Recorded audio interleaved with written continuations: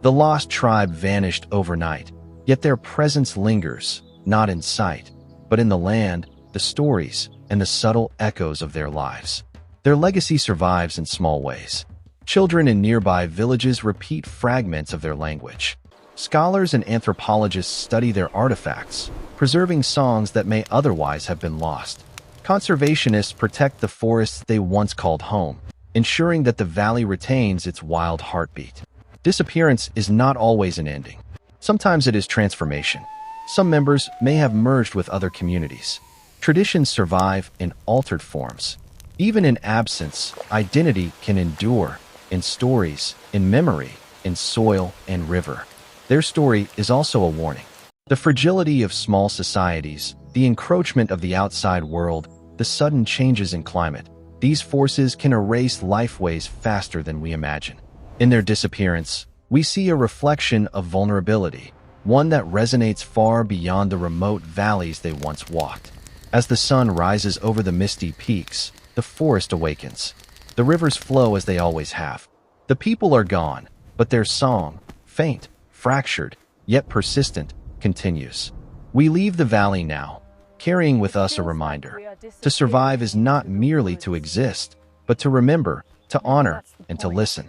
Even when a people vanish overnight, their echoes can guide the living. In the heart of a forgotten valley, hidden beneath endless layers of mist and silence, there once lived a people whose entire world revolved around the rhythm of the land.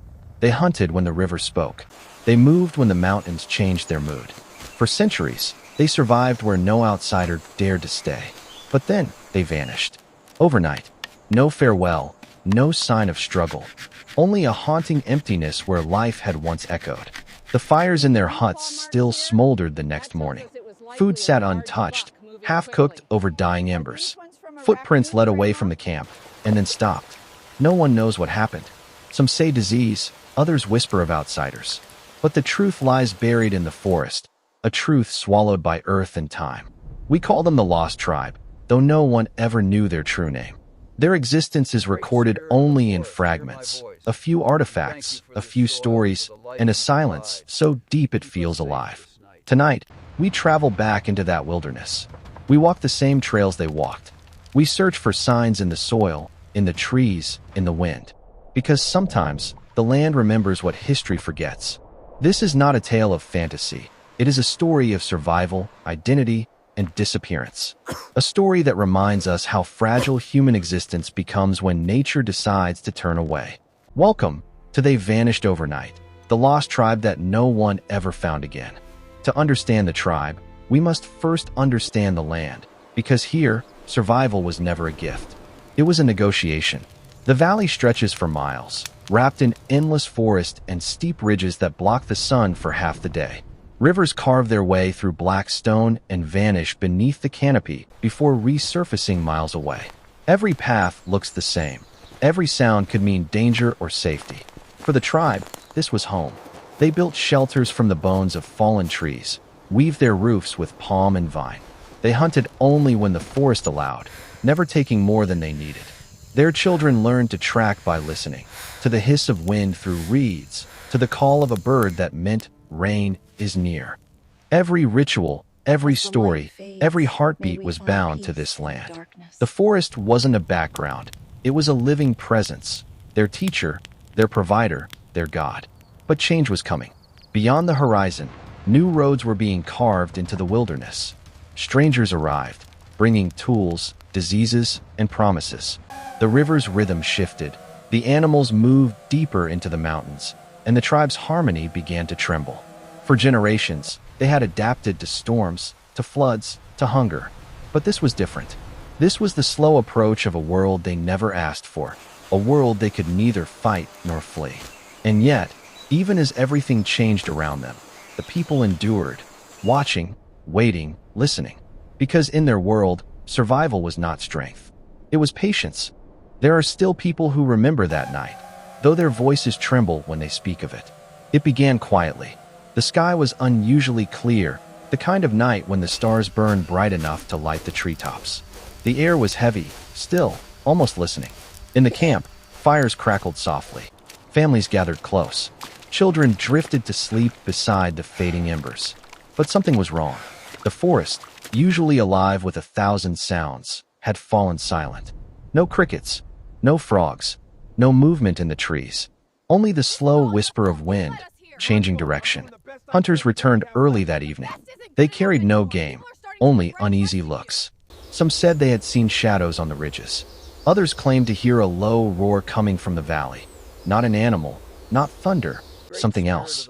Before midnight, the tribe's chief ordered the fires lowered. No one knows why. Perhaps it was fear, perhaps instinct. Then, one by one, the lights went out. When morning came, the camp was empty. The fires still smoked. Pots of food sat untouched. Blankets were neatly folded, as if every person had calmly stood up, taken one final breath of the forest air, and walked away. No signs of struggle, no signs of panic, just silence. To this day, no one knows where they went or why they left everything behind. But the earth there feels different, as if it remembers. The trees grow thicker, the light weaker, and when the wind passes through, it almost sounds like footsteps fading into the distance. When a people disappear, the first question is always why. The forest doesn't answer directly, but it leaves clues if you know how to look. For the tribe, life had always balanced on a narrow edge between abundance and loss. When the rains came too hard, the river rose without mercy. When the dry seasons lingered, the soil cracked and food vanished. Survival depended on reading the signs before disaster struck. But in their final years, the signs changed faster than anyone could read them. The river's path began to shift. The animals they hunted moved deeper into the hills.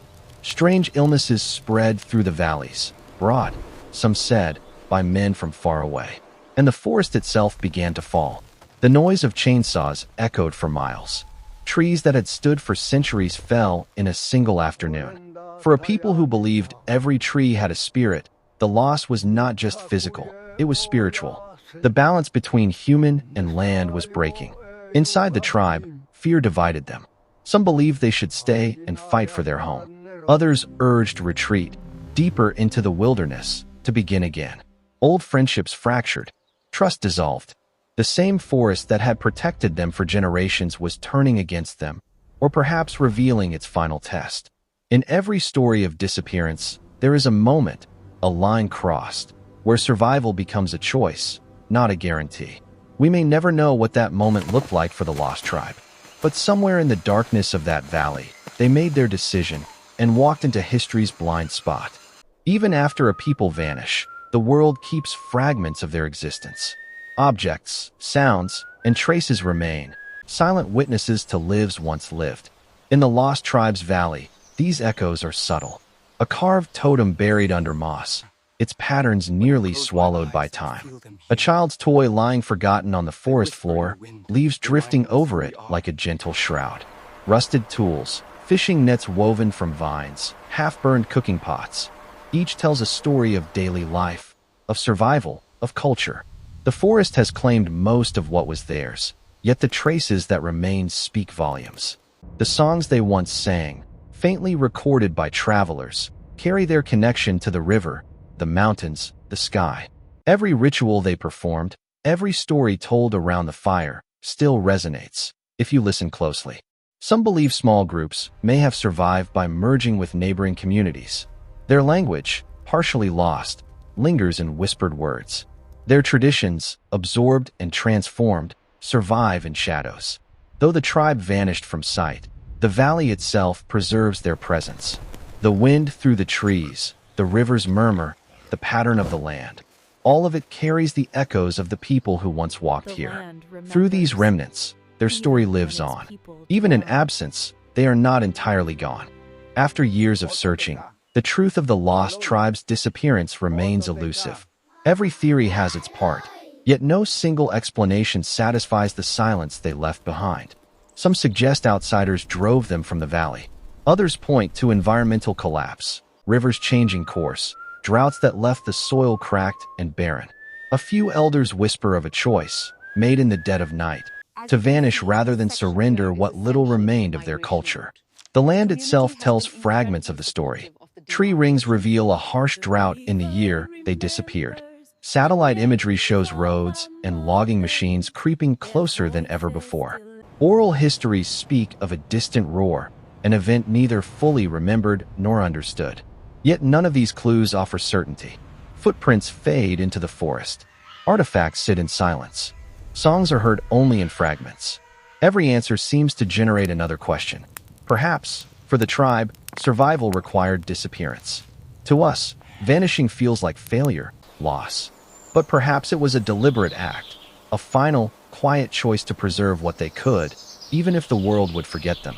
Standing in the valley today, the forest seems unchanged. The rivers continue their flow. The wind rustles through the trees. Yet we know that, somewhere beneath this calm, history took a turn, and a people simply walked out of sight, leaving only echoes behind.